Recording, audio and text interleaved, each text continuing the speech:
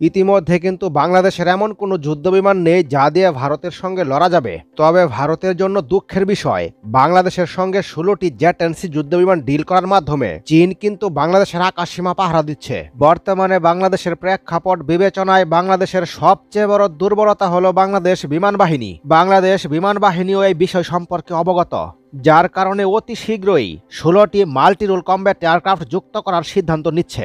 এক্ষেত্রে single engine নয়, double engine বিশিষ্ট যুদ্ধবিমান যুক্ত করা হবে, কারণ ইতিমধ্যেই মিয়ানমার এবং ভারত নতুন করে ডাবল ইঞ্জিন বিশিষ্ট যুদ্ধবিমান ক্রয় করছে।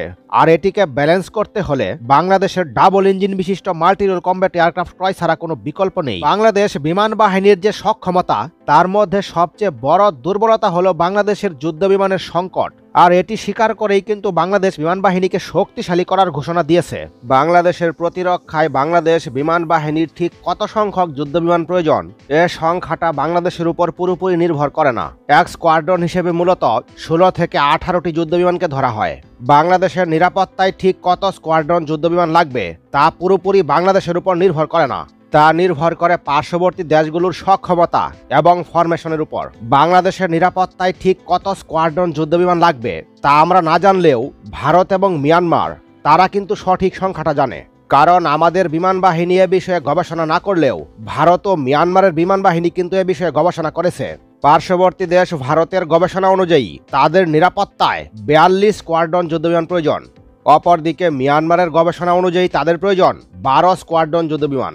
ভারত এবং মিয়ানমারকে কাউন্টার করতে বাংলাদেশেরও যে সমান সংখ্যক যুদ্ধবিমান লাগবে, বিষয়টি কিন্তু তা নয়। বাংলাদেশ বিমান বাহিনী প্রধান air chief marshal Hasan Mahmud Khan তিনি তার বক্তব্যে বলেছিলেন, শীঘ্রই Bangladesh multi role combat aircraft ক্রয় করবে। আর তারই সূত্র ধরেই চীন থেকে আনা হচ্ছে 16টি জেট-এনসি যুদ্ধবিমান, যেগুলো মাল্টি রোল কমব্যাট এয়ারক্রাফট। ভারতের রাফাল যুদ্ধবিমানের সাথে চীনের তৈরি এই জেট-এনসি যুদ্ধবিমান যুদ্ধে কতটুকু লড়তে পারবে, এটা নিয়ে ভারত যতটুকু উদ্বিগ্ন, তার চেয়ে বেশি উদ্বিগ্ন এই সুযোগে চীন বাংলাদেশের আকাশসীমায় প্রবেশ করে বাংলাদেশের আকাশসীমা সুরক্ষা দিচ্ছে।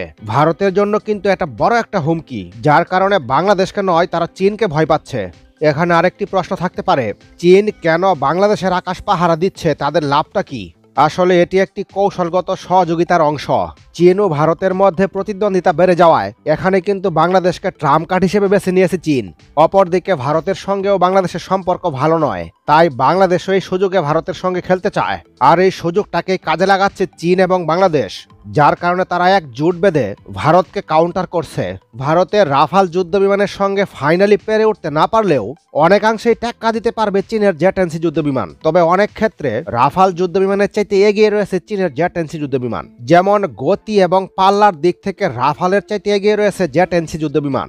রাফাল যুদ্ধবিমান যেখানে প্রতি ঘন্টায় 1912 কিলোমিটার গতিবেগে ছুটতে পারে, সেখানে চীনের জেট-এনসি যুদ্ধবিমান 2500 কিলোমিটার গতি অর্জন করতে পারে। সুতরাং 1912 কিলোমিটারের জায়গায় 2500 কিলোমিটার, অর্থাৎ গতিবেগের দিক থেকে কিন্তু জেট-এনসি যুদ্ধবিমান অনেকটা এগিয়ে। তবে ওজন এবং অস্ত্র বহনের দিক থেকে রাফাল যুদ্ধবিমান কিছুটা এগিয়ে।